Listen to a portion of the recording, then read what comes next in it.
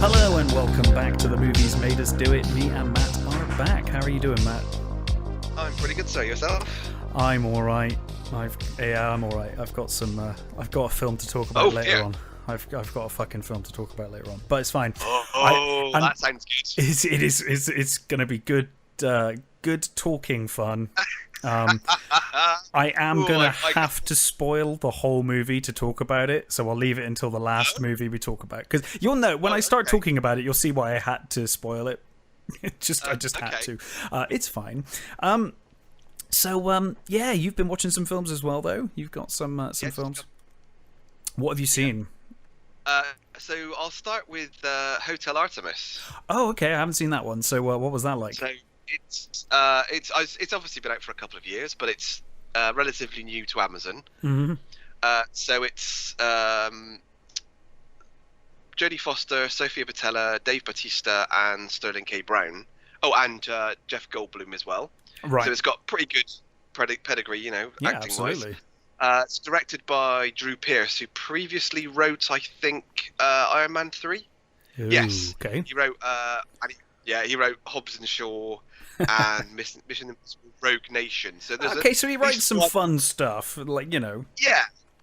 None of those things are so awful that they need to be buried or something. But anyway, so basically it's set sort of 10 years into the future-ish, and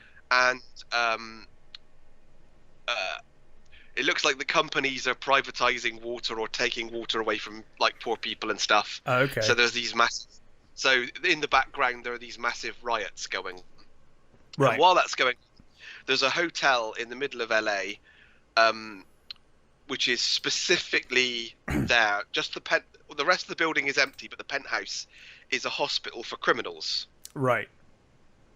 And Jodie Foster is the nurse there, and Dave Bautista is Everest, he's like the muscle, he's the orderly. Okay. Sort of thing.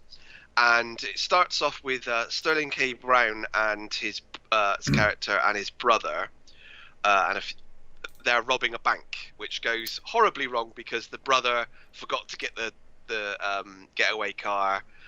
They can't get into the vault, right? Because the vault's on a timer, so it's all gone a bit wrong. And when they're escaping, the police find them. There's a shootout, and the brother gets severely injured. Okay. So Sterling K. Brown's character makes this call and says, "Right, we're going to the Artemis. We've got to get to the other side of town, sort of thing." Mm-hmm. So they get, and Jodie Foster sort of is waiting for them, and they've got this sort of set of rules, no guns. You can only get in if you have a prepaid membership. Right. There's lots of little rules, don't abuse the staff, that sort of stuff. Uh-huh. And they get there, and she lets two of them in, but one of them doesn't have a paid up membership. His membership's lapsed, so he has to go. Right. And he gets basically booted out by Everest. And then while they're there, they're sort of obviously the technology's quite advanced, so they're 3D printing him a liver and stuff for this brother and things like that. Okay. And I mean, that doesn't seem like crazy future tech. I guess at this point we're moving in that direction, aren't we? So yeah, maybe. It's just sort of seems just slightly over. That's all. Sure. While they're there, while he's there, he also meets Sophia Boutella's. They're not given their names. They've all got names for the rooms they're in. So he becomes Waikiki, and his brother becomes Honolulu. Right. And Sophia Boutella is there, and she's called Nice. Right. And there's another guy who is Acapulco, and Acapulco's an arms dealer who's this really sort of slimy dickhead. And Sophia Boutella is Oh, one thing I forgot to mention, and Sterling K. Brown obviously has this relation. They've obviously known each other for a while, so they sort of like. Right. And basically, it sounds like Sterling K. Brown's character has done everything he can for his brother, but his brother fucks it up every time. Like this heist they did. Also, what happens is when they're in the bank, there's like there's all the other people that are in the bank sort of with them, and there's this guy who has this pen in his lapel pocket, and the brother picks it up and takes it, says, "Oh, that's a nice pen," and the guy says to him, "You don't want to do that," and he says, "Yeah, I do," and he takes the pen. Now, this pen is actually a little vault. It's got shitloads of diamonds in it, right, and it's the diamonds of Jeff Goldblum's character, who is this Wolf King of LA, who's like the sort of crime lord of LA sort of thing. Oh, I can imagine he's hamming that right up. Oh yeah. So Sterling K. Brown sees the pen later on. Is like, "Do you realise what you've done? You've completely fucked us."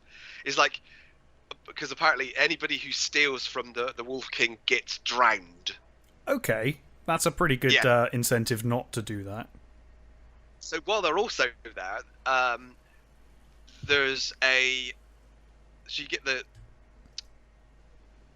Jodie Foster's character gets a phone call from Zachary Quinto, who is the son of the Wolf King. It's got quite a cast, this, hasn't it? It has got a real good cast, yeah. Basically saying, I've got someone coming in. And she says, I've only got one room left. I can't keep it. And he's like, "You fucking will, because he owns you. He's like, he's your boss," sort of thing. So like, there's this sort of like going to be a 20-minute gap where they have to prepare for him coming in, sort of thing. Yeah. So obviously I don't want to give too much away, but there's obviously like lots of little bits and pieces and things going on, and there's a little subplot with this cop who turns up at the door, who isn't one of the rules of the house is no cops. Okay. But she knows Jodie Foster's character, which for reasons I won't sort of obviously get into, because it's but I think all of the performances are fantastic. Jodie Foster's brilliant. I really like Jodie Foster. It's great to see her in roles these days. Yeah, she's playing this really sort of washed up nurse who sort of like, obviously has sort of serious issues, and she's all sort of haggard and disheveled and absolutely brilliant. Really, really well done. And they've all got Sterling K. I think is one of those actors that like people know, they've seen him in stuff, but I don't think he's ever properly got a full on sort of like great role yet. I think most people would probably know his biggest role, I think, at the moment is This Is Us, which is a show I really love, where he plays the sort of Randall, one of the adopted children. It's really good anyway. But yeah, he's really good in this. He's brilliant, and obviously Sophia Boutella, she's fantastic in almost everything I've seen her in. Really, I mean, she's even good in that Mummy movie, even though the Mummy movie is fucking piss. I agree. She was fine in it.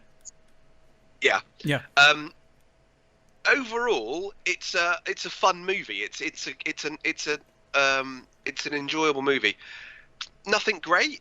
There's just slightly lacking in sort of anything sort of new or just something to give it that little extra push. You know what I mean? It just falls short of greatness. Quite, yeah, because you've got it has the potential. You could see the potential with all the people in it, but it's it just slightly falls short of like John Wick or something. It's got that sort of feel of it. It's got it sets its world up like John Wick does.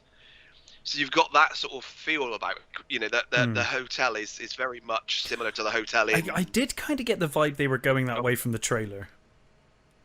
Yeah, it does have that sort of vibe to it, but it's just something slightly lacking that makes it a really good movie.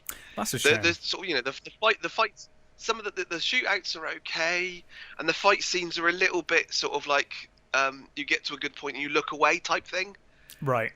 there's a really good brawl at the end with Sofia Boutella, and then sort of Dave Bautista, but it doesn't quite hit that sweet spot. So it's a good enough movie. It's well shot and everything, brilliantly acted, but there's just something that just doesn't quite click it to great. So if you want a fairly decent action movie, then yes, it's fair enough as long as you don't expect too much of it. Yeah, but I enjoyed fair it. Enough.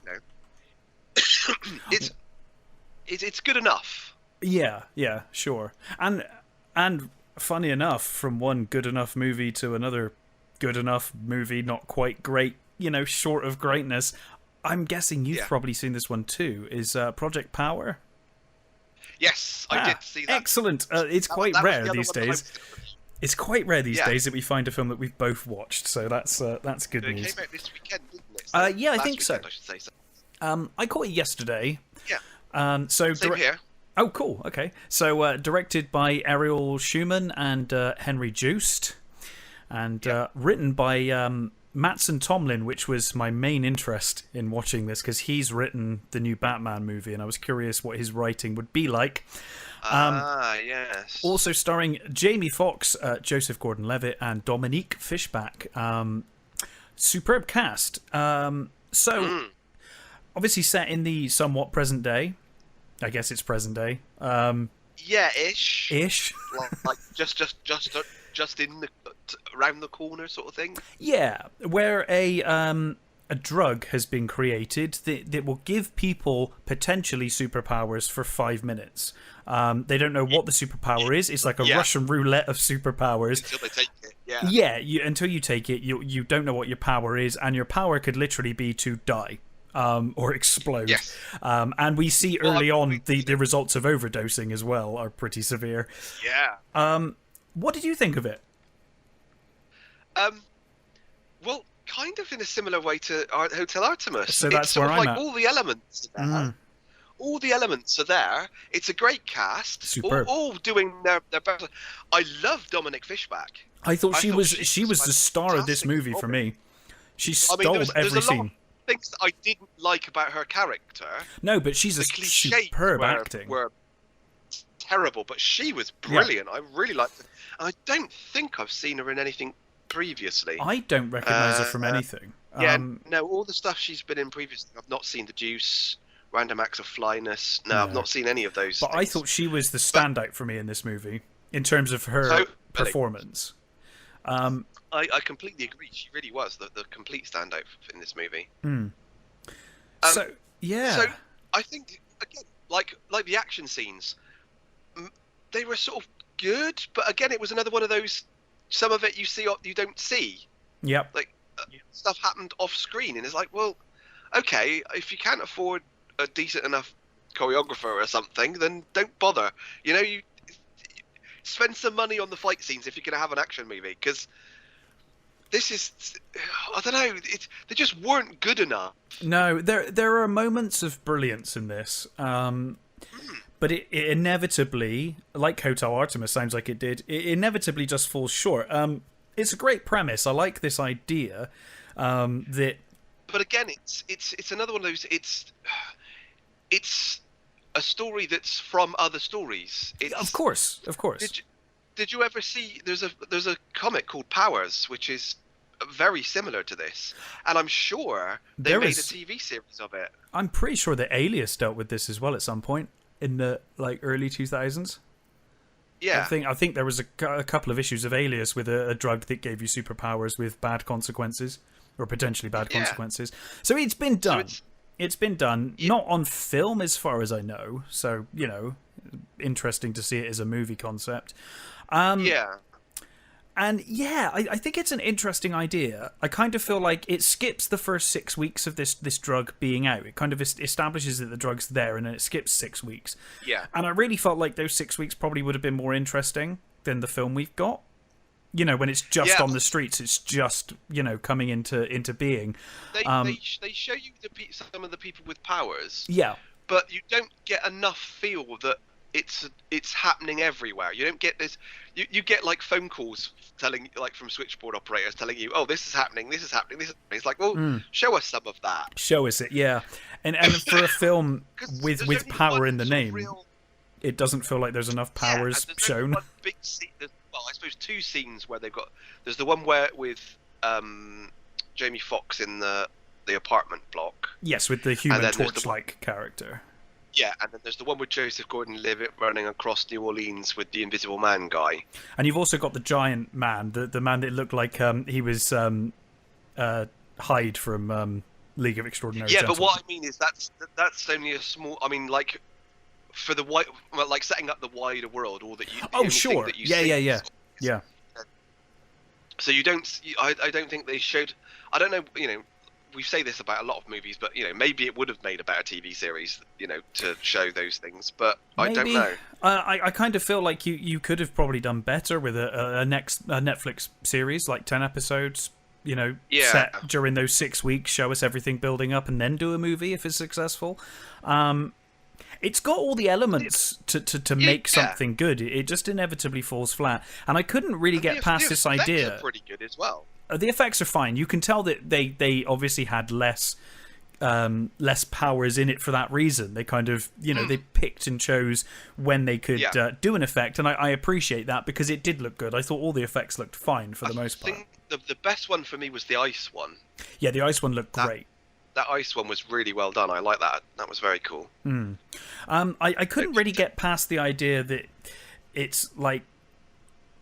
Was it meant to be like a shady government operation? Yes, and I couldn't get past the point that they decided to just give it to people on the streets to sell, to see the results, rather than just getting volunteers and testing it in a lab somewhere. Like, it made no sense to me. It was like, why would they do that? It's like, it was a bit of a leap of logic for me to be like, why? I'm guessing just so that they didn't have to deal with, like, all the fallout.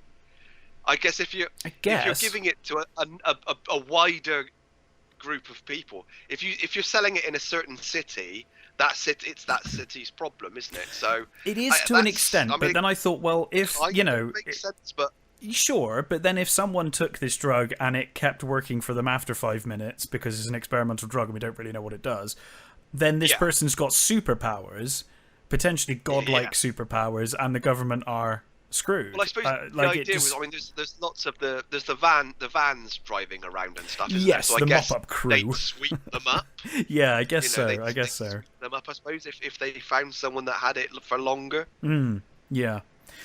So the idea is that Joseph Gordon-Levitt is a cop who basically gets kind of fired, given like an undercover assignment afterward, not undercover, but plainclothes assignment after, when it's shown that he used one of the power pills, which saved his life. And then we've got Jamie Foxx's character who's after his daughter.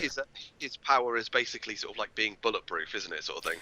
Yes. Sort of invulnerable. Almost, although he does seem quite messed up afterwards. Yeah, it fucks his eye out, doesn't it? In fact, all of the powers seem to have a downside. None of them are like 100% positive, because even the guy who was like Human Torch powers, you could see he was quite melted and scarred from using it before. So, and I didn't realise that's Machine Gun Kelly, the is guy it? playing. Yeah. Oh, I didn't know that. I didn't realise that, and I really like him. I think he was probably the best thing in The Dirt. Yeah. Where he played Tommy Lee. He was very good in that. Yeah. And he's also I loved him in Roadies, which is a series that I absolutely adored, but I don't think I've seen that. No one saw. No, I didn't see it. I think they only made one season, and it was really good. I really loved it, and he was fantastic in that. So yeah, I didn't even recognise him. Didn't realise it was him. No, I didn't either. But again, honestly, there's not a bad performance in this movie. I would say that my biggest criticism with this film, and it, I guess, somewhat worries me that Mattson Tomlin is writing the new Batman movie, because he hasn't seemed to have written much, and so this was kind of my introduction to him. And it's not terrible, this movie, by any stretch, but I do feel like the antagonists he does a great job with, but the protagonist he does a great job with. The protagonist I could get behind, I could see. The villains in this movie were just boring. There was nothing to them. There was nothing special. it was quite underwhelming when we got there. And there's nothing wrong with the actors. Again, the actors and actresses playing the villains are superb. I mean, Rodrigo Santoro, he's a great actor. Yeah, absolutely. And Amy Landecker, who's like the main boss. She's great. She's really good as well. Yeah, but just the characters are flat. And for a movie like... I mean, they do great with what they're given. Absolutely. But a film like this really lives and dies on its heroes and villains. Yeah. That's kind of how this superhero stuff works. My main problem with it is how cliched ridden it was. Yeah. It's like, oh, come on, show us something at least, if not different, then just something that isn't quite so like, oh, he lost his daughter's gone, it's like he's like blah blah blah, it's like all this and and the main girl is like, oh, she's a rapper and her mum's ill and they live in the projects. It's like, oh, come on, really? It's like, oh, and what was that fucking weird thing when they're in the vets and he says to her about, well, find your superpower. Her superpower is rap. Yes, yeah. Oh, come on. That was awful. Well, there are weird moments like that earlier in the film as well, where like she has that moment in class where she stands up and starts rapping at the teacher. And I thought that was a really funny, cool scene. And then it was like, oh no, that didn't happen. I was like, oh. Yeah, I genuinely thought, okay, if they're going to do that, then fine. I'm happy. I was all for that. No, she was daydreaming. It's like, oh, fuck off. Yeah. That really annoyed the crap out of me. That did. Yeah, it wasn't great. It's frustrating because it's not a terrible film. It's got some really good moments. Some of the action's great. And to be fair, it's better than most of the Netflix movies that they've released recently. That's true. I think it's the only one I think that I enjoyed more than this was the the one with Charlize Theron that I reviewed a couple of weeks back. The Immortal one. Yes. I can't think of the name of it now. But I can't remember. I didn't see it, but it sounded quite good. I will watch it at some point. Yeah. The Old Guard. That's it. Yes, The Old Guard. Yeah. I thought that was better. But, so. Funny enough, watching this movie, I was reminded of another Netflix movie. It reminds me a lot of Bright, where they had a cool idea and they just didn't quite get there. I think a lot of people have been saying that it's very similar. It sets up its world and it has the sort of. It's a gritty world with something crazy in it. It's the same kind of deal. Yeah. Great actors again, and superb. Again, there's the stuff I quite liked about Bright, but again, it just there was a lot I liked. I actually liked Bright more than most people, I think. But even I will admit it falls down. And again, in that movie, suffers this Project Power suffers with the same problems that Bright did, where in Bright. You've got this story, and the story's okay, and you've got these concepts, and the concepts are really good. But then you'd see things in shots, and you'd be like, oh, there's like a dragon over there. But we're not seeing the dragon. It's in the background. It's just over there. And with this, it's like, oh, here's all these really cool powers, and you're hearing about the powers, but you're not really seeing much of the powers. And it's like, show us. Show us these things. I think that's one of the major problems with having a movie that is potentially so fantastical, but you just not having the budget for it. Just not having the ability to pull it off properly. Yeah, exactly. Which is, it's the sort of it's a reason why there are so many great fantasy books that you just can't do on a movie unless you're gonna, spend Lord of the Rings money. Yeah. So it's I like their ambition, but it's just not pulled off well enough.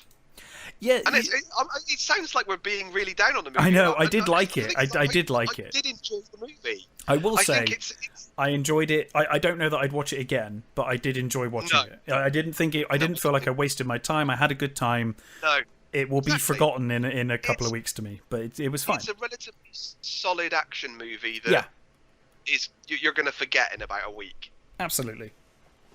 Yeah, I mean, but not terrible by any stretch, and no, it certainly killed an evening. If you want to watch something like that, it's worth a watch. It's not terrible. yeah. It's And just more for a new movie. It's worth it just to see a new movie, you know. Yeah, absolutely. And in some ways, I think the reason we get like this about these kind of movies is that it's almost more frustrating when a film is so close to being really good and having something and then falling short. A film that's just terrible, you're like, oh, it's just terrible. Fine, whatever. And if nothing else, it brought Dominique Fish back to my attention, and I hope she gets a lot bigger and nicer roles. I mean, based off of her performance here, definitely the standout. She's got a bright future ahead of her, I think. I mean, because Joseph Gordon-Levitt, who I absolutely adore, he's good in this, but he's totally walking through it. He's walking through it, and by the way, Netflix seem to love him at the moment, don't they? Seem to be putting him in a lot of movies. He does. It's a standard Joseph Gordon-Levitt performance.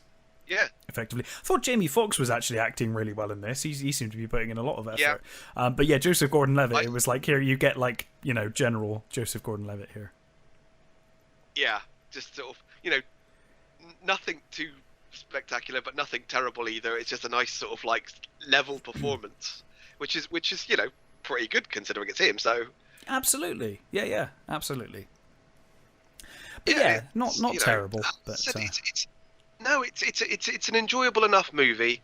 Just not, again, like Hotel Artemis, just not that sort of that little kick, needed that little kick extra just to give it that sort of that good movie review. Definitely just needed something to tip it over the edge. I think better antagonists would be a big step, and a bigger budget, to be honest. I think maybe showing them doing something other than well, they were just like the video game boss that sits at the end of the level, and you're like, why do I hate you? I mean, they could have been a bit more involved in the plot up until the end, because all of a sudden you just get to them and you're like, oh, there they are. Okay, cool. Well, when you find out what's happened to Jamie Foxx, it's so sort of blink and you miss it quick. Yeah. That if they would have taken the time to actually set that character up with those bad guys, then you would have had the opportunity to go, yeah, these people are assholes. They totally deserve what's coming to them, sort of thing. Definitely. You'd have that, but yeah, it was real sort of like, oh no, it was almost like they went, he's this guy. You don't need them. You don't need everything else. It's like, no, you do. You need to set them up a bit better than that. Yeah, absolutely. We needed a bit more, I think. Otherwise, like you said, it's just game villains. They're just they're just there to take the fight to the end. That's it. Yeah, but as you said, not a terrible movie. Well worth a watch. No. If nothing else, I really hope that Dominique Fishback gets some bigger roles from this, because she was great. Absolutely. Like you said, she was really not a great character, but she was great in it. Yeah. So have you seen any other movies? Not really. No. Nothing worth talking about anyway. Okay. I've got a few waiting to go at the moment, which I'll review next time. But I think Sputnik's out now, isn't it? Is Sputnik out now? I think so. Yeah, that I'm going to have to watch soon.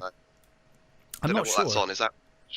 Yeah. I'm hoping I can get it on YouTube or something. On something yeah. Because it does look good. I mean, I've seen. So what was your bad one then? Well, I'm going to spoil it by just talking through what happens. It won't take long, because not a lot happens. Okay. But I need to talk through it, because when I start talking through it, you'll understand. And in fact, I think when I even say the title of this movie, you'll be like, oh, for fuck's sake, I can't believe you actually sat down and watched that. But curiosity got the better of me, and I'd heard so much about this film, I had to watch it. I was like, oh, it was a weak moment on the weekend, and I was like, I'm going to go to the shop and get a couple of beers, and I'm just going to watch Verotika by Glenn Danzig. Verotika. Oh my word! Oh wow! From 2019, directed by Glenn Danzig, written by Glenn Danzig, music by Glenn Danzig. Surely there's not enough beer. No, there was not enough beer. I will say up front, I laughed a lot at this film, and I would say, if you get a bunch of mates with a couple of beers to watch a film like this, this would be a funny one to watch. It's it's one of the laziest films that I've ever seen in my life. It's unbelievable. So I'm just going to take you through briefly the plot. Yep. I think if anything, this will probably encourage people to watch it rather than not watch it. But here it goes. I've seen reviews on it, so I know some of the plot, some of the stuff. Okay. So yeah, I know the stuff about the spider bloke or whatever he is. Oh yeah. So that's our first story. So effectively, it's an anthology series. It's three. Kind of like what the comic was. I've never read the comic. So it's based on his comic Verotika, isn't it? Verotika. To be fair, the comic was just a sort of excuse to get really cool covers. Okay, that's fine. And like, like Ghost Rider, decent artwork by Frazetta and stuff. That sort of. Well, any Frazetta is good Frazetta, so exactly, can't argue with that. But anyway, so yes, Glenn Danzig's Verotika from 2019. It's an anthology horror cut into 3 parts, approximately 20 to 30 minutes each part, and it effectively opens with like an Elvira type woman who's like introducing each of the shorts, and she walks up to a woman who's chained up and pokes her eye out. Both eyes out, actually. Puts her fingers in both of her eyes, and then introduces, as you do, and then introduces the first story, which is about the Spider-Man, which you referred to just then. Yeah. So this short effectively opens with a girl. I can't remember her name, and it literally opens with her giving someone a blowjob, and then the guy is trying to pull her top up, and she, in the worst accent you have ever heard, is saying, "No, don't. And he's just insistent on seeing her tits. So he pulls her top up. This is literally in the first minute of the movie, by the way. He pulls her top up, and she's got eyes for nipples.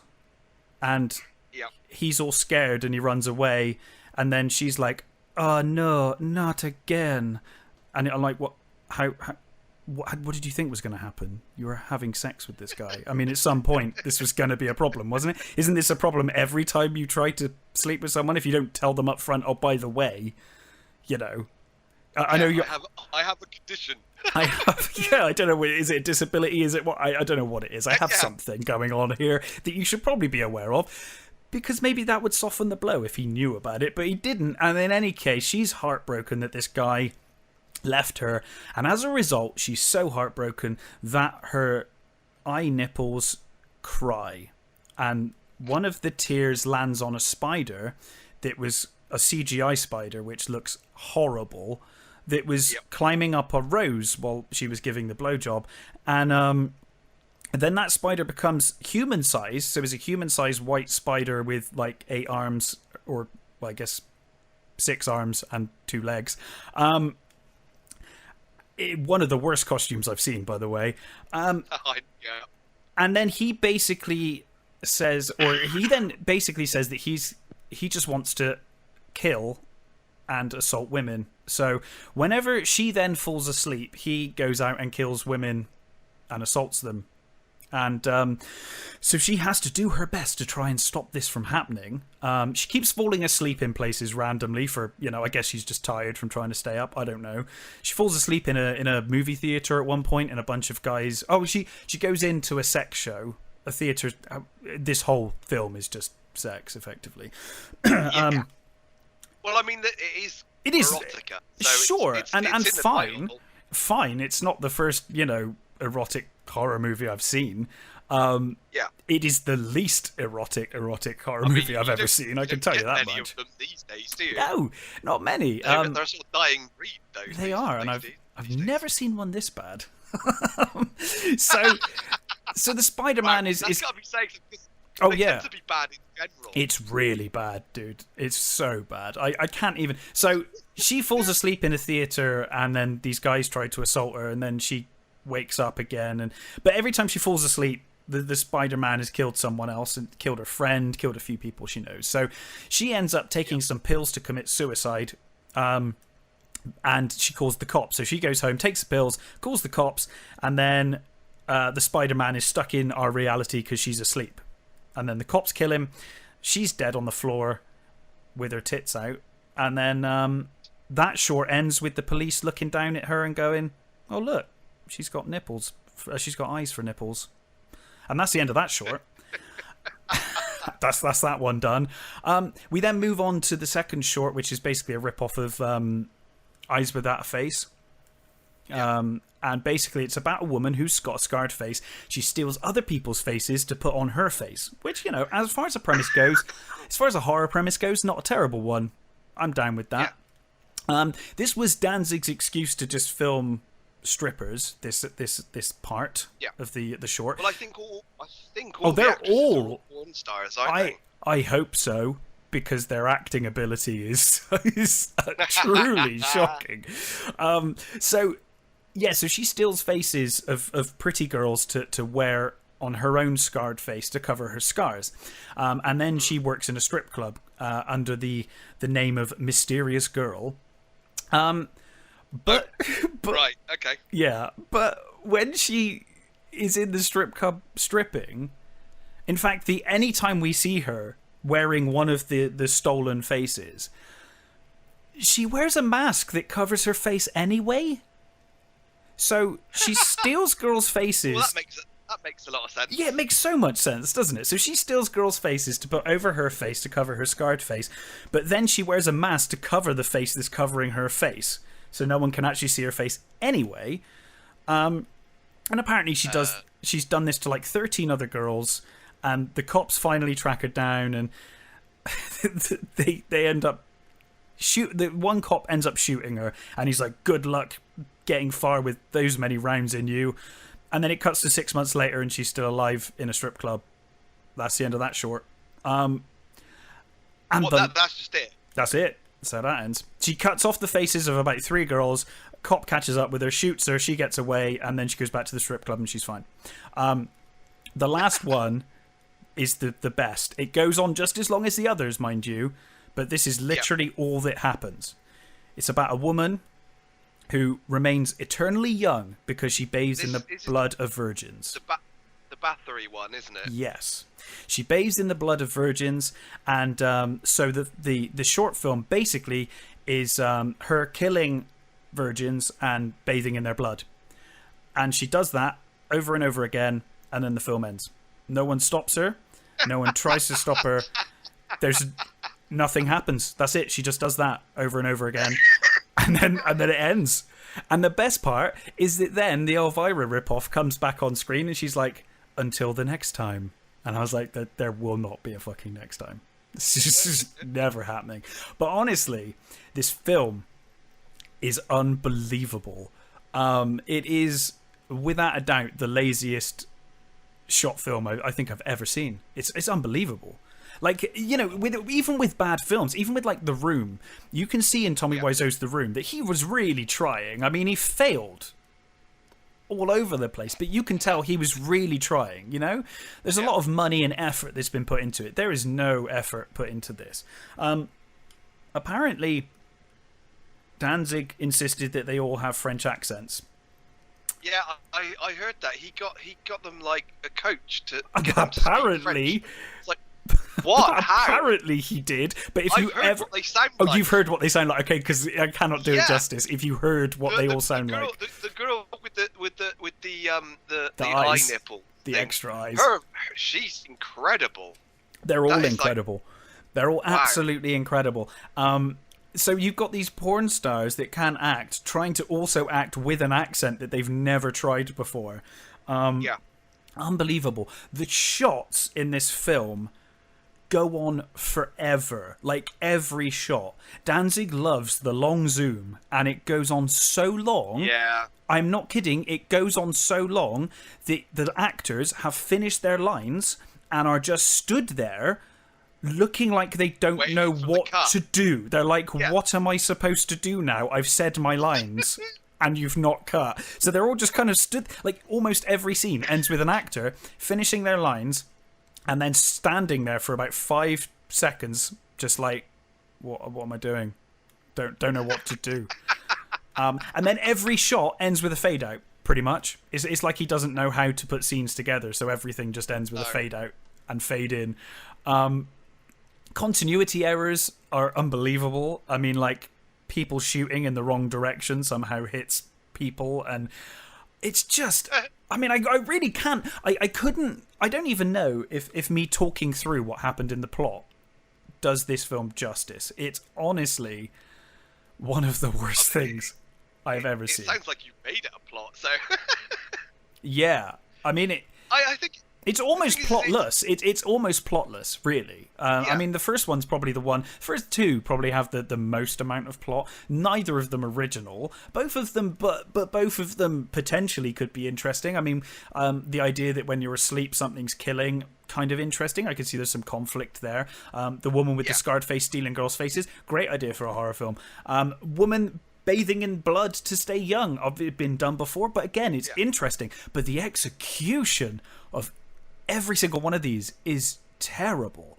I think it does genuinely take some work. It does. To take 3 stories that have been done multiple times. Yeah, like just copy one. The worst version of those stories. Oh God! And that Spider-Man is going to haunt my dreams forever. That apparently took 8 hours a day to apply that. It's one of the most inconsistent makeup jobs I've seen. There's a full body shot of the Spider-Man. I think is at the end when he stood over her when she's asleep. He's asking her to wake up and he starts crying out for her to wake up. And you can see the part of the crotches open where he'd obviously gone to the toilet or something, and then no one had bothered to like do it back up. Seal it back up. It's, oh my goodness. It's honestly, though, I would say if you ever find it cheap and you've got a bunch of friends to watch beers with once a pandemic's over and you're like, I want to have a good night watching crap films. Yeah. This is amazing. I mean, it's real fodder for that, but it is just dreadful. I mean, full disclosure, I knew full well that it was awful before I watched it because I'd heard too much to where I was like, I have to see it. I just got to. Massive reputation as being one of the worst films ever. It's worse than The Room, for sure. For sure. Because Tommy Wiseau's The Room, you can tell he was trying and he put some passion into it, and, you know, it for all of its failings. The thing I don't get is Danzig has been around talented people. Like, he's been around artists and, you know... He's a huge horror fan. Huge horror fan. He's been around... How is he so bad? I don't know. You'd have learned something at least. I mean, he's friends with Rob Zombie, and I'm like, God, I hope you didn't invite him to the premiere. How embarrassing would that have been? God. Just sat there like, oh my God, what have you done? Wow. Unbelievable, truly unbelievable. And I'm sorry if I sounded a bit tired talking about it now, but literally for the last like 4 or 5 days, anytime I've seen someone, I've had to tell them that story because I'm like, you have to hear about this film and I need to tell you everything that's happened. So now it's become boring to me to talk about it because I've talked about it so much. I saw my girlfriend the day after. Actually, I watched it last Thursday. That's when I watched it. And then on Friday, I saw my fiance, and I was like, I need to tell you about this film. And I just talked her through the whole thing. I was like, this is just amazing that this film exists. Unbelievable. I don't know how much money he spent, but it was a bad idea. I have no idea. It's unbelievable. Anyway, let's stop talking about this shit show. Let's talk about series. You've been watching some series. Yes. So let's go with the Umbrella Academy season 2. Okay, first, yeah, cool. I've heard good things. Still haven't watched it. So have you seen the first season? Yes, yeah, I liked the first season. Thought it was great. Yeah. So the first season ends with the Vanya basically destroying the world. Mm-hmm. And them leaping away, basically 5 leaping them all away to sort of escape it. So they end up kind of scattered in Dallas in the 60s. Right. So basically, sort of like Diego comes through in like 61, say. Klaus comes through at 60. So somebody comes through at 62. So they're all sort of slightly out of. Okay. They're all sort of they all come to the same place, but at slightly different years. So they're all not like separate. So you've got Klaus is now head of this sort of like cult. He's like this now cult leader. He has this like hippie following. Diego is in an insane asylum because he went and tried to tell everybody that the president was going to die, so they put him in an insane asylum. Right. Vanya got basically dropped out, and then she got ran over, and subsequently has amnesia. Okay. So she's living on a farm with this family. Luther is working as basically a bodyguard for a gangster. Makes sense. And Alison is now married to this guy, and they're starting a sort of a black movement in Dallas, sort of thing. In the 60s. And in the 60s, yeah. Okay. And it's obviously it's all leading up to Kennedy's assassination. So of course, yeah. So 63. And when 5 comes back, he sees that in 10 days' time, the Russians are going to invade America, and there'll be nuclear war, and the world will end again in like 10 days. So he's got to sort of get them all back there, find them all, and stop the end of the world again. Yeah. So you sort of think, oh really, again? But it's really well done, actually. I'm glad. The way they've sort of split them all up, and what they've all sort of gone on to do, I think works really well. Especially sort of Alison's character, who's now married, and she's sort of like trying to be a housewife and stuff, and she's working within the sort of civil rights movement and stuff, which is there's. I was worried that this season was going to be really woke. There were rumors. And they've definitely upped the wokeness. I will say that they've definitely made the female characters a lot better than the male characters. Right. Luther now is a complete idiot. He's dumb as fuck. Okay. He keeps making stupid decisions and doing stupid stuff, and even Diego is not as good as he was in the first sort of season. But it's not quite enough to make them completely useless. That's good. I mean, that's fine. I mean, I don't mind I don't mind it to an extent. If it's done well and it's not too ridiculous, I don't mind. The female characters should have more to do. Of course. But you don't make them Mary Sue's, and you don't make the male characters so useless that how do they function? Unless they were that way in the first place. You don't suddenly change a character to now they're just stupid. So I mean, obviously we were dealing with the civil rights movement as well, and I think it's done in a way that works really well. Actually, I think I'm glad it's not just sort of pushed in for the sake of it. It's they're in 1963. There's a reason for it to be there, and they actually deal with it quite well. So I don't think that's a problem. As I say, everybody gets their sort of like little story to do, and there's stuff with the oh god, I can't remember what the organization, whatever it's bloody called. There's the storyline with them as well. There's the sort of basically the woman who was sort of in charge in the first season. The sort of minor spoiler. She's not dead. Even though she got shot in the head, she's not dead. She's back. Right. Sort of thing. And there's a new character with Diego who's really quite good. I'm trying to find what her name is. Where is she? Rita Aria, who plays Leah. Mm-hmm. She's really good. I like her character a lot. She's a good introduction.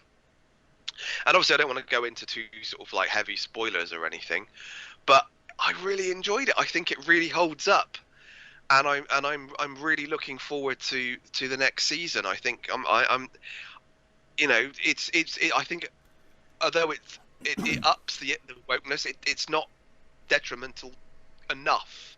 I'm glad. I was very disappointed. My biggest disappointment is how what they've done with Luther. He seems to have got the brunt of the right sort of the thing, but even he has really great moments. So he's not completely destroyed, but he is a bit sort of downgraded, which is very annoying. You've got three new bad guys, as it were, from the agency who are like these Swedes who are obviously there to kill them, rather like the two in the first season. Who is it? Oh Christ, what were they called?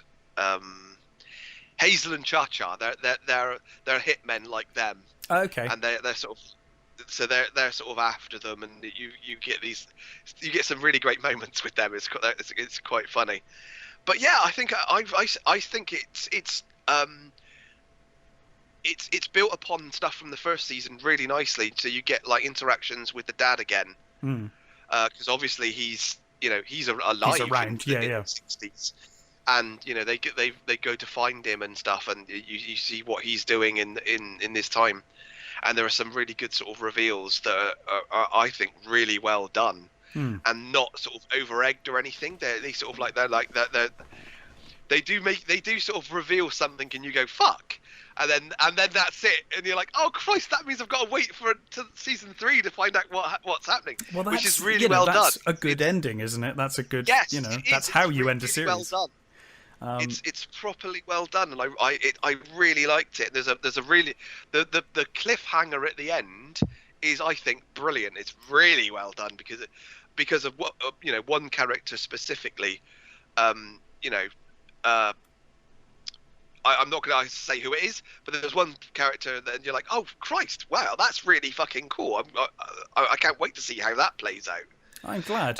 So I really enjoyed it. It's really good. It completely holds up after the first season, because I thought the first season was really good. I really enjoyed it, and I was a little nervous enough that I hadn't actually bothered watching season 2 yet. So I will definitely check it out now. That's great news. Some of the choices for music is a bit odd, because they're being anachronistic about their music. Sure. They're using sort of modern tunes, sort of thing, which is fine.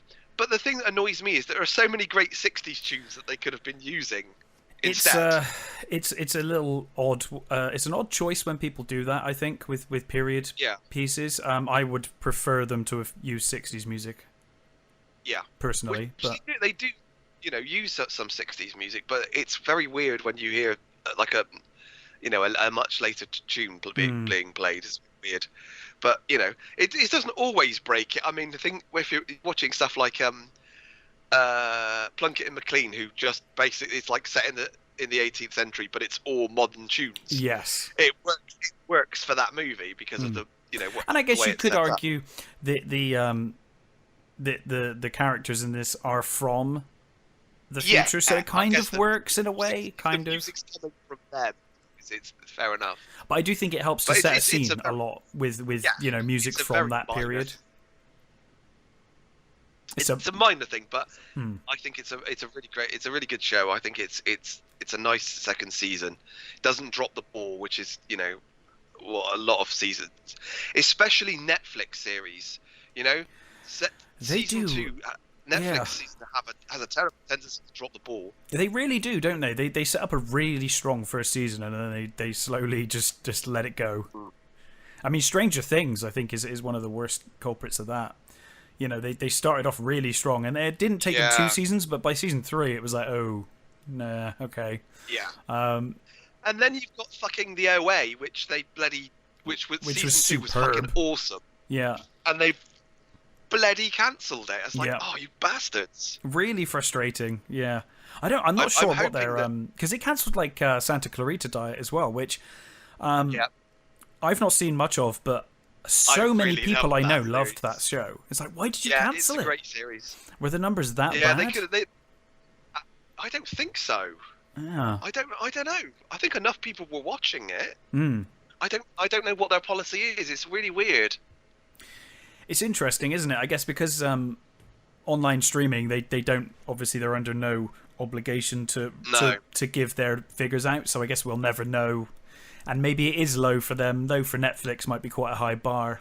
Who knows? Well, I'm glad that Umbrella Academy Season 2 is good anyway. I will definitely check that out now. Yeah. Did you say you'd watched another series as well? I have, yes.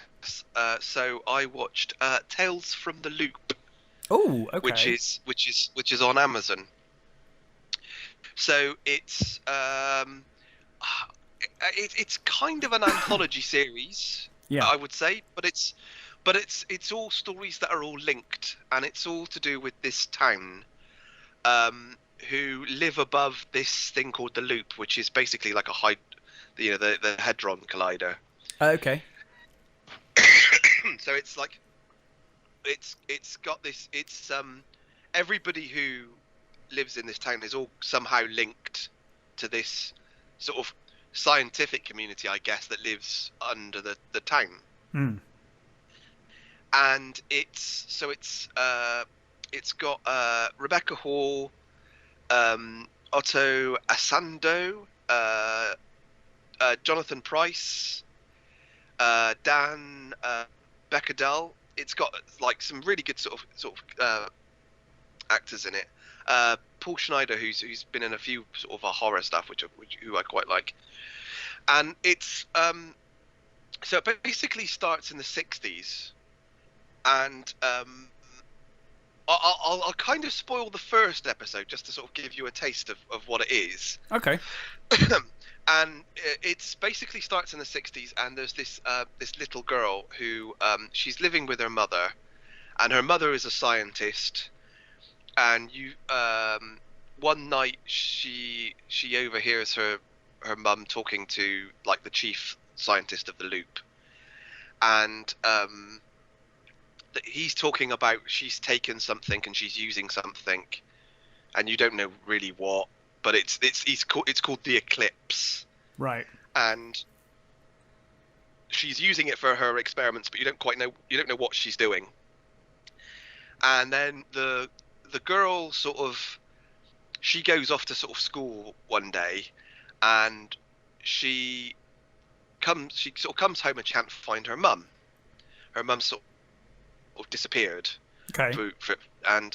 So she goes off into the sort of forest to look for her mum, and she meets this boy who's sort of playing with this robot that's just in the forest. And they're sort of throwing stones at this robot. That's a bad idea. Don't throw stones at robots. But it's a really sweet sort of like two-legged sort of like big-headed sort of robot. It's like a really sort of docile thing. Robots never forget. Yeah, exactly. And they sort of so this kid says, what's wrong? She says, I can't find my mum.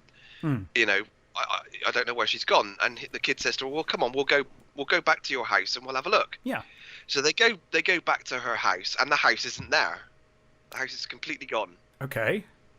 And she says, well, that's weird. Come on. She says, well, that's it. That is quite weird. Yes. Yeah. So he says, come back to my house. Come and see. We'll talk to my mum. She's a scientist. She's really clever. If anything, she'll know what to do. So they go to sort of, sorry. Before that, he says, we'll go to the work where she works, and we'll find your mum there. So they go to the security guard, and the guard says, what can I do? And he says, oh, I want to speak to my mum. And she says, who's your mum? And she says, this person. So he calls, and there's like, oh, there's no one there by this name. Okay. I don't know who you mean. So then the kid says, come to my house. So they go to his house. Meanwhile, the security guard, like, he's like thinking, there's something weird going. that name. There's something about that name that the girl was said. So he phones Rebecca Hall's character, who is the mother of the boy, and he says, "This girl was just here, and she was asking for this person." And Rebecca Hall's like completely stunned, and she basically comes out, but they've gone, sort of thing. So she goes back to the house, and to cut a long story short, it turns out that the little girl is Rebecca Hall. Oh, okay. She's sort of jumped in time, and Rebecca Hall's like, "I always thought it was a dream, that I dreamt that I did this. I always thought it wasn't real." And she sort of says, you have to go back and sort of stuff. And they talk about how her mother, I don't think really was a very good mother. It's not that she was a bad person. She just wasn't really cut out to be a mother and stuff and things, and but it's going to be okay, it's fine and stuff like that. She goes back, and obviously she grew up to be Rebecca Hall, so sure. But that's like the first episode, so that like kind of gives you a taste of what's going on. So is each episode a different character following different people under the loop, or is it following the same story? It's kind of each one is a different story, but to do with people that are in that. So like the second story is about Rebecca Hall's oldest son, right? And what happens to him. So what happens with him? I'll only tell you the beginning of his thing. Him and his best friend are he's like he's this he's an artist who's really clever, and his best mate's this jock, who is a big sports guy, but they're sort of best friends, and they find this big chamber in the woods, and one of them climbs in, and they both fall asleep, and when they wake up, they've swapped bodies. Oh, cool. Okay, so each episode is going to be its own kind of unique Twilight Zone-y kind of thing under the loop, and yeah, exactly. But that's cool. But like I said, they're that fam, even though they're not all about the same characters, there is from the same family, or they're connected in a way to the same families. Or through what happens, and I'm gonna absolutely butcher his name. That is a tradition on this show. So it's the series is based on the artwork by a guy called Simon Stullenhag, right? Who does these amazing paintings of sort of almost like 80s stuff or 60s stuff, but with like robots or flying cars and stuff like that. They're really great pictures. I recommend looking up his art, because it's really nice. So it's based on his work, and there's a board game I think that came out. I think he's Swedish, but he's Scandinavian, let's say that.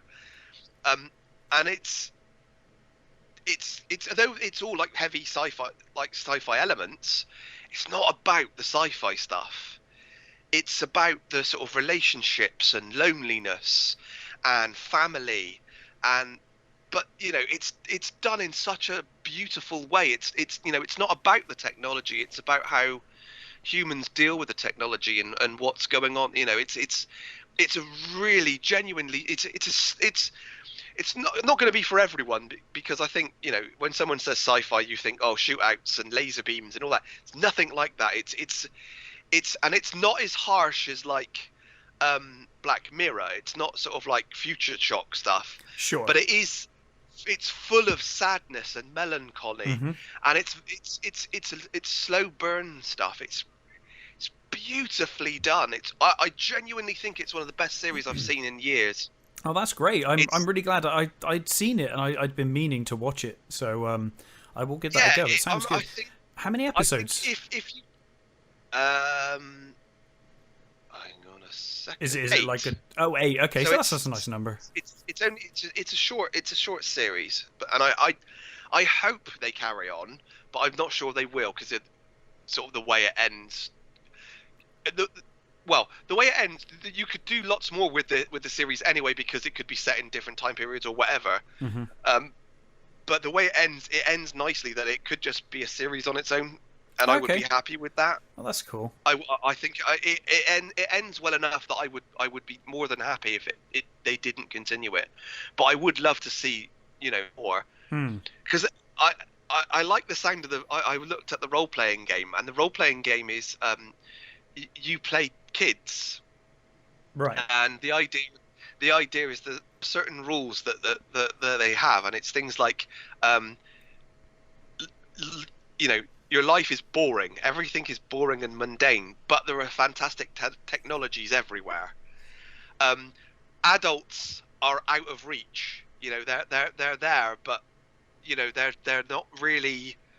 You can't reach them, sort of thing. It's that sort of thing. And in the first game, apparently, you can't die.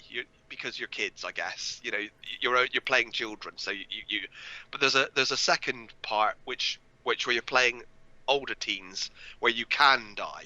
Right. There are consequences, and it that sounds exactly like kind of what this series is. It's even though there are fantastical things there, it's the mundanity of life and what's going on and how families relate to each other, and how when your mother is a great scientist,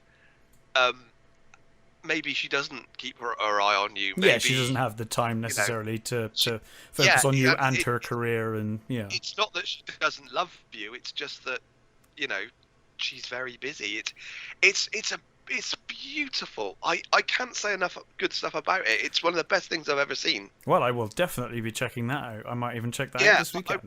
Like I said, it's not going to be for everybody, because it is a slow burner, and it's real. It's not like a lot happens in it. You know what I mean? That make I don't want to undersell it like that, because it does. It sounds like that makes it sound. No, you're boring. selling it. You're selling it. It's a real sort of like beautifully written, great acted, really thoughtful series. It takes its time. It gives you stuff, and it makes you think about stuff. That's what I like about really well written sci-fi like this. It's stuff that makes you, it's stuff that makes you think about relationships and things like that. And I think it's a fantastic series. I highly recommend it. Oh, great. Well, I will definitely be checking that one out. I finished One Punch Man. I'd only watched like half of season 1. I finished the rest of season 1, and then Blitz season 2 as well. What a show. It's so good. It's one of those things that I've always been trying to get round to, but never quite managed it. Oh, it's such a wonderful show. It really is. I'm a big anime fan, but mostly classic. Not a big fan of modern anime. This is amazing. I love it. It's so funny, and really clever. I absolutely love it. You know the premise, obviously, I'm assuming. Yeah, he's basically the hardest sort of like superhero guy that there is, and he's incredibly bored because he just keeps defeating everybody with one punch. Yes, effectively, he for reasons unknown, I'll say that he basically one day decided to become a superhero, and he believes that through training he became this strong. But when they actually, in one episode, he acquires this cyborg guy who is trying to become the best hero ever, and so he becomes like his Padawan. And he kind of follows him around. He's like, please teach me how you became so undefeatable.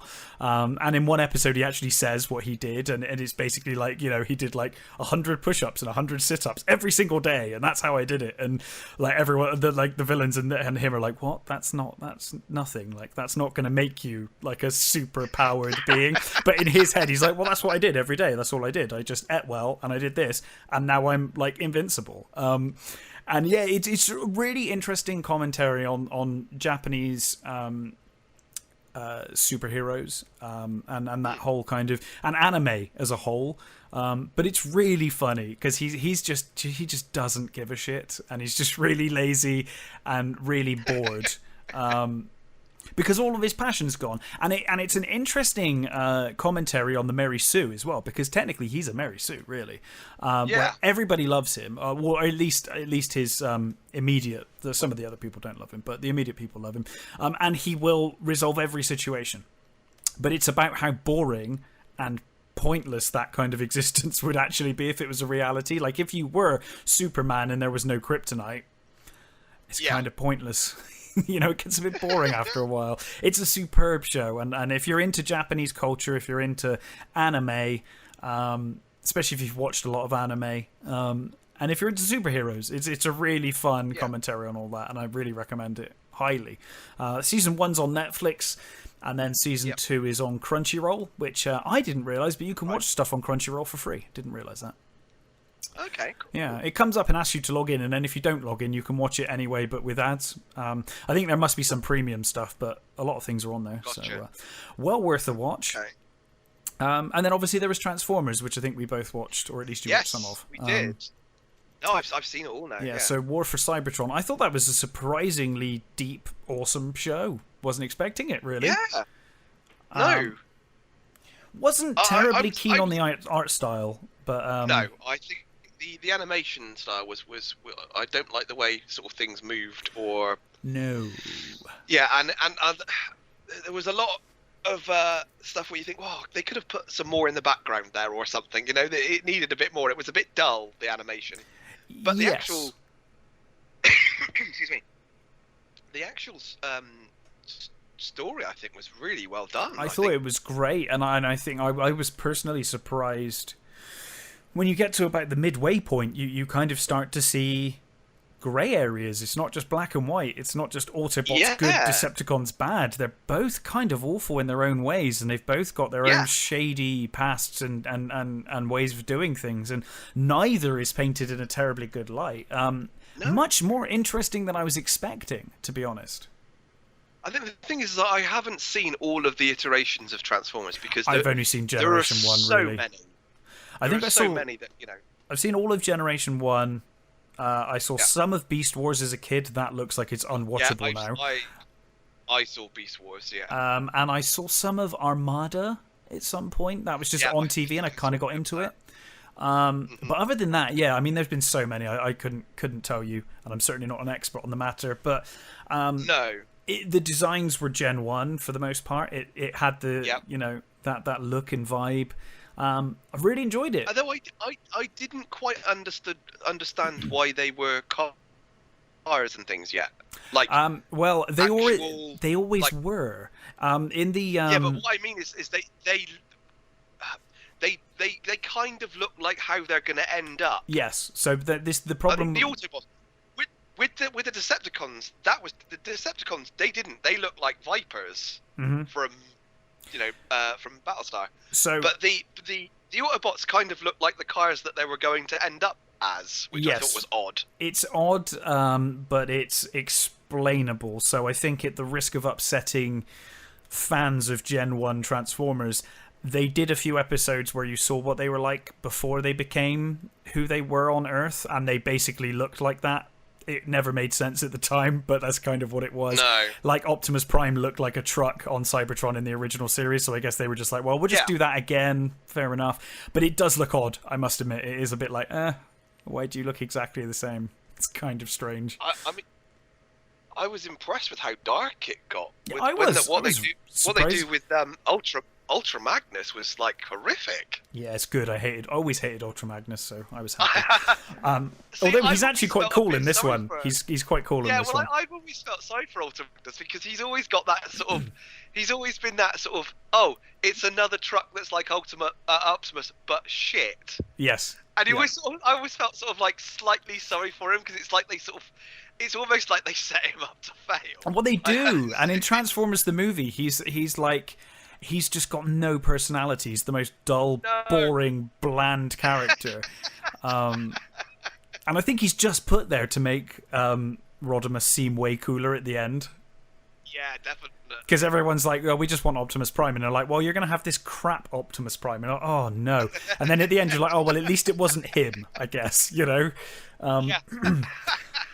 But yeah, I really enjoyed it. And I really liked the backstories they gave them. I don't remember Optimus Prime having a girlfriend, but he might have done. But I liked the addition. I mean, they've always. I'm not sure about the later stuff, but going back to when we were kids, RC was the only female Transformer, wasn't she? Certainly on Earth and Cybertron at that time, and I guess that we can get to the point, because this is the first part of a trilogy. I guess we may get to the point where she tragically dies. But yeah, I was really impressed with this. Happy with a lot of the sort of the female ones. I thought they were why not? Yeah, and they weren't shy about offing some of them off either in some pretty horrific ways in places. No, I mean they all. Towards the end, I was thinking, Jesus, how many of these are actually going to bloody survive? Yeah, well, you kind of know the core characters are going to survive. But yeah, they did a really good job at it certainly killing off some of them and leaving the stakes really high. I also like, despite not really being a fan of the CG art style they went with, I did like that everyone was really battle damaged, like all the windows were broken and I liked that. Even Megatron has got like massive scars on it. Yeah, and stuff. And I liked that. It was like you're kind of seeing that this has been a war they've been waging for a long time. At this point, it's not. Yeah, it's nothing's pristine. Really enjoyed that. Looking forward to the next few parts. I kind of watched it on a whim. I wasn't really expecting to watch all of it, and then I ended up blitzing the whole lot and really enjoying it. So that's kind of what I thought. I saw the thing. I thought, well, I'll give it a go because I still like the Transformers. Oh, I love the Transformers. Despite Michael Bay's worst attempts.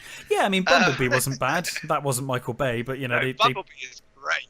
I love Bumblebee. Finally got there in the end. I'm hoping if they do make it more, it's going to be more like Bumblebee and less like the Bay ones. Well, I hope they continue with Bumblebee, make more movies, like make another Bumblebee movie. Yeah, I'd be happy to see that. I actually saw a video recently. So there's a YouTuber I watch called Mr. Sunday Movies. Oh yeah. So two Australian guys, and they've been reviewing the Michael Bay Transformers movies. Oh, wow, I mean, I know I just sat through Verotika this week, but I wouldn't sit through 5 or 6 Bay movies of Transformers anymore. No, I mean the first one was all right from memory. Like it was okay. I was going to say I still kind of enjoy the first one. I think the first one is it's got stuff wrong with it, but at least the Transformers are recognizable for the most part. The CG is stunning. And, like I think to this day, everybody in it is doing their best and stuff. Yeah, and it's not quite so overblown as it gets. In the later ones, but the guy who edits their shows, he did this video. It's called "How I Learned to Stop Worrying and Love the Transformers" by Ben from Canada, right? Right. And he comes at it from a purely visual stance. Okay.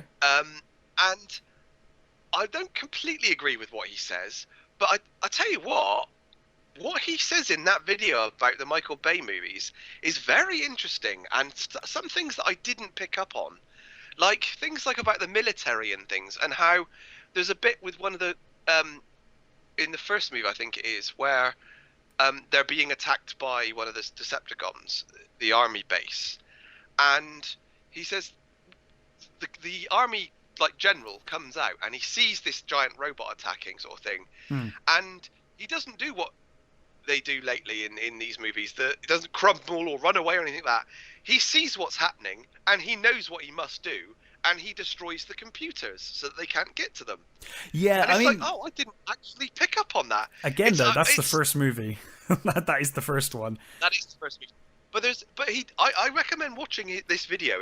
Because it's visually what he says about these movies is actually very interesting, and like I said, I don't completely agree with them, but I can see the point. And say what you will about them, they know what they're doing. He knows how to make an explosion and how to make big. He's a lot like scenes. He's a lot like Snyder in that way. Like visually, he's a good visual storyteller.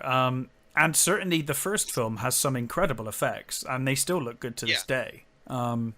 It's just not what I want in my Transformers movies. No, it's not. No. You know, because those things, I mean, for obvious reasons, they're dominated by the army in those movies. They're dominated by the military. Michael Bay loves the military. He absolutely adores the military. So, yeah.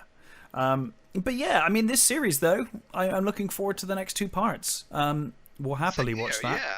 So we'll see what happens there. And yeah, let's hope we do get a Bumblebee movie sequel one of these days, because it was the first good one for me. First truly good one, anyway. It really was. I mean, the first 5 minutes of that movie is fucking awesome. Yeah. Yeah. Because you get proper Transformers, which you can see which ones are which, and you know, and you get, you know, proper battles, and it was really good. You can see what's going on. Absolutely. Yeah, I really like Bumblebee, and I liked this show. I thought it was a really good show. Yeah, really good fun. I thought yeah. And like you said, more complex than it needed to be, which I appreciated. Absolutely, and it's a very short series. Well, it's part one of a trilogy. Episodes, so. It's 6 episodes in the first season, so it's they're only half an hour long, so you can shoot through it in an evening, really. Oh, I did. I think. I think it was like one evening and a morning. I'd finished. Yeah. Yeah.